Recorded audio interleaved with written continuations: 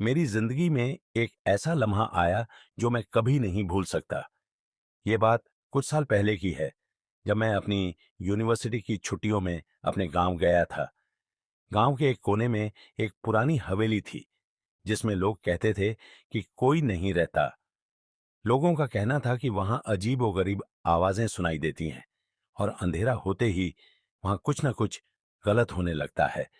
मेरी जिज्ञासा पहले से ही मुझे रोकने में असमर्थ थी, और जब मेरे दोस्त ने मुझसे कहा कि हवेली के अंदर चलकर देखते हैं, तो मैं ज्यादा देर तक खुद को रोक नहीं पाया।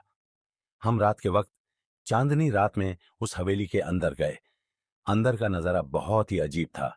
सब कुछ पुराना, धूल से भरा हुआ, और खामोशी इतनी गहरी थी कि दिल की धड़कन तक सुनाई दे रही थी।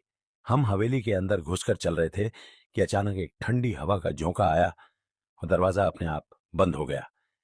पहले तो हम हंस दिए कि हवा के कारण हुआ होगा, लेकिन उसके बाद जो हमने देखा वो हमेशा के लिए मेरी जिंदगी का हिस्सा बन गया। एक अंधेरे से एक परछाई निकलकर हमारी तरफ आने लगी। उसकी आंखें लाल थीं और उसका चेहरा अंधेरे में धुंधला नजर आ रहा था, मगर उसकी खौफनाक मुस्कान बिल्कुल साफ थी। हम दोनों ने उस परछाई को देखकर वहां से भागने की कोशिश की, लेकिन जब हमने दरवाजा खोलने की कोशिश की तो वो जैसे एक किले में बदल चुका था, हिलता तक नहीं था। उस परछाई ने हमारे करीब आकर एक आवाज में कुछ कहा जो समझ में नहीं आया, लेकिन उसकी आवाज से मेरी रूह तक कांप गई।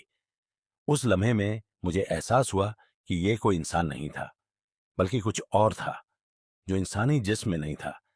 मैं और मेरा दोस्त बस अपने आप को बचाने की सोच रहे थे कि अचानक हवेली के पुराने घंटे की आवाज आई, और वो परछाई धीरे धीरे हवेली के अंधेरे में गायब हो गई।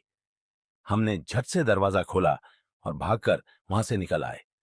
उस रात के बाद मैंने कभी उस हवेली का रुख नहीं किया, और गांव के लोग कहते हैं कि जो भी उस हवेली के अंदर जाता है, वो कुछ ना कुछ अपनी जिंदगी का हिस्सा वहां छोड़ आता है।